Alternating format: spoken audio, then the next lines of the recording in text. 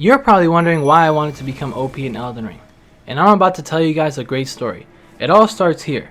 I realized how astronomically terrible I was at Elden Ring because I kept dying to these simple little bosses, and I knew I had to make a change. So I did some research. I found out about this sword called the Sword of Night and Flame, and apparently it was one of the best weapons in the game. So the first step of the journey was to set out and find that sword. The second part of this journey was to find the greatest summon in the game, called the Mimic Tier. There's only one slight problem here. I'm trash at the game, and the only thing standing in between me and acquiring the Mimic Tier is this guy called Radahn, the second hardest boss in the game, which is essentially the only reason why I searched for the Sword of Night and Flame, because I'm definitely going to need that to beat this big guy. So onward we go. I traversed through the fog and the scary woods, I slid down this little ladder, and I found and acquired the Sword of Night and Flame. Now at this point I was wondering why everyone was telling me this was such a good sword for magic builds. Boy did I find out. It does that, and it also does that. I think it speaks for itself. I don't really know what else I need to say. I continued my journey and found out that I had to fight this guy called Royal Knight Loretta.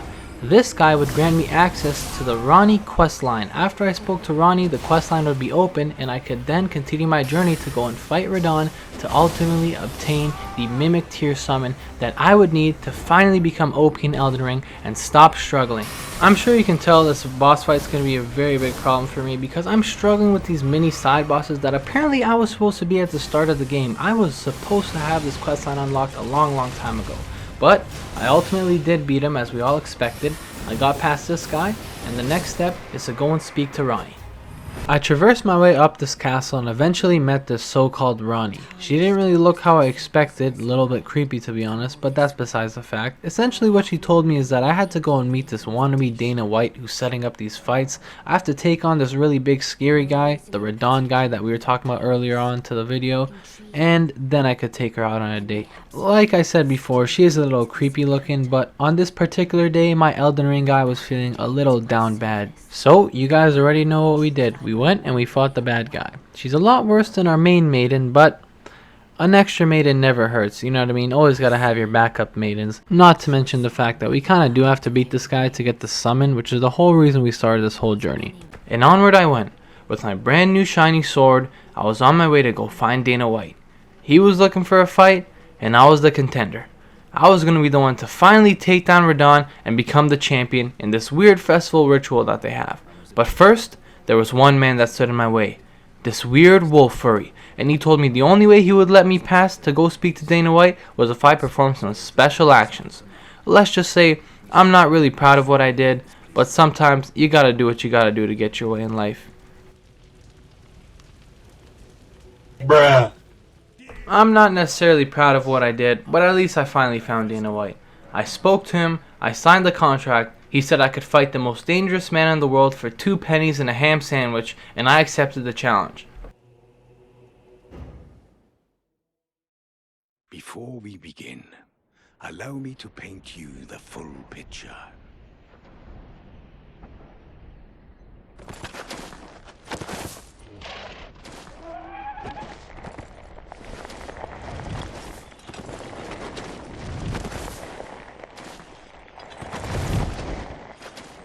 General Radahn is cursed ever to wander.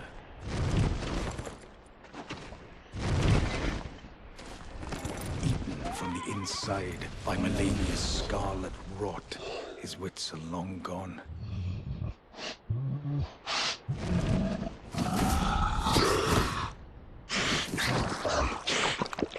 Now he gathers the corpses of former friends and foes alike, gorging on them like a dog.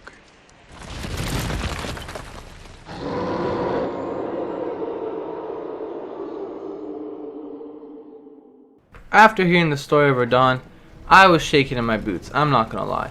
I don't think I was really prepared, and we were about to find out. First time I walked up in there, he shot me with an arrow right in the face. I tried to get back up because that's what they always tell you to do, and I got shot right through the skull again and instantaneously died. Wasn't the greatest start.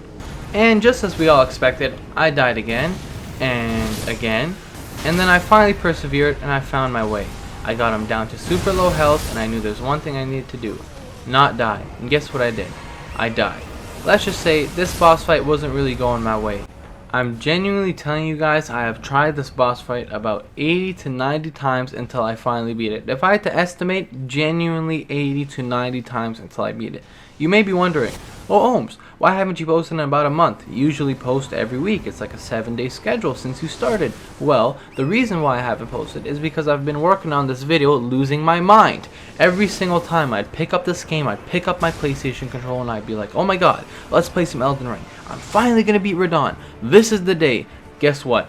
20 tries later, I'm dead. The podcast is playing in the background. I'm barely even paying attention. I'm losing my mind. I can't focus on the game. I put the game down and I don't play it for a week.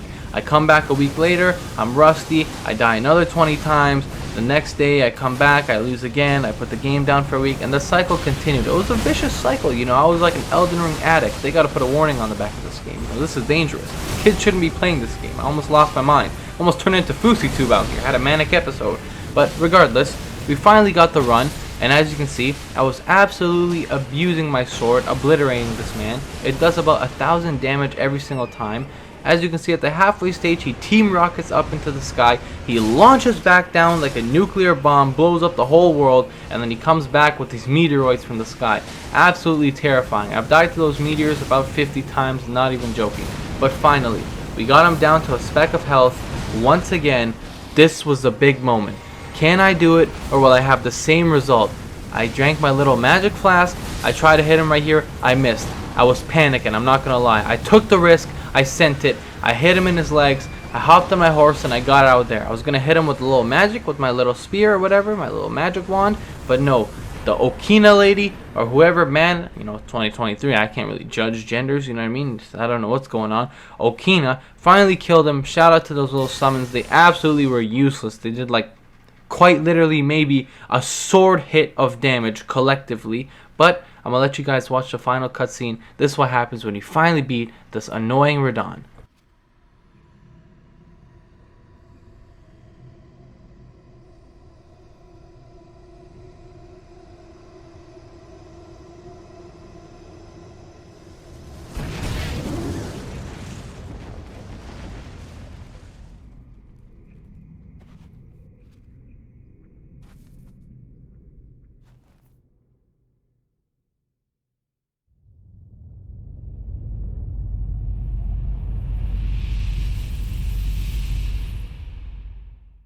So essentially after the boss fight, it looks like you're tripping on shrooms or acid. The whole world has stars going all around. It looks like some sort of a rave.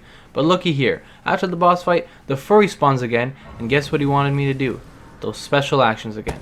I gave him no consent, and I was on my way to find the greatest summon in the game, the Mimic Tier.